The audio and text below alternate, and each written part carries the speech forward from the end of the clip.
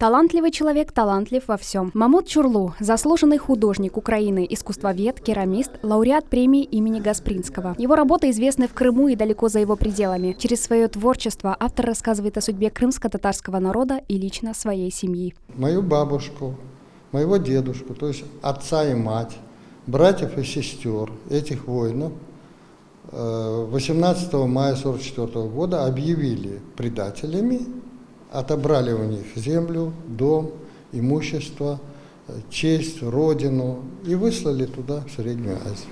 И вот эту вот тему, она продолжается, она во мне находится, она во мне кипит. Мамут Чурлу – автор и куратор проекта «Крымский стиль». Уже организовал более 30 выставок современного крымско-татарского декоративного искусства на полуострове и за рубежом. Он впервые использовал традиционный орнамент старинной национальной вышивки в живописи и ткачестве. Мамуту Чурлу удалось выявить знаковые и смысловые символы крымско-татарской вышивки. На панно дерева рода представлена их совокупность.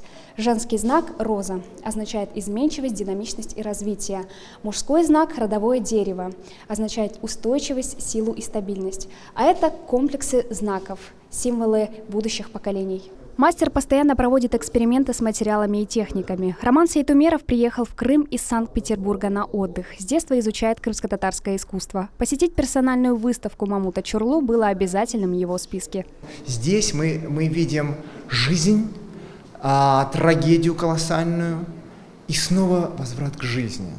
И это не может не впечатлять. У Мамута Чурлу 3 детей, 6 внуков и 2 правнука. Возродить и сохранить культуру своего народа и передать ее следующим поколениям – его главная цель. Он стоял у истоков создания Крымско-татарской национальной галереи и Ассоциации крымско-татарских художников. Наш музей – база, как такая база, которая дает возможность крымско-татарским художникам свое творчество показать на южном берегу Крыма. Выставка, приуроченная к 75-летию художника, открывает еще одну яркую страницу жизни Мамута Чурлу. Экспозиция продлится до 28 августа. Акимия Сейдаметова, Дмитрий Низовой, телеканал Билет, Алупка.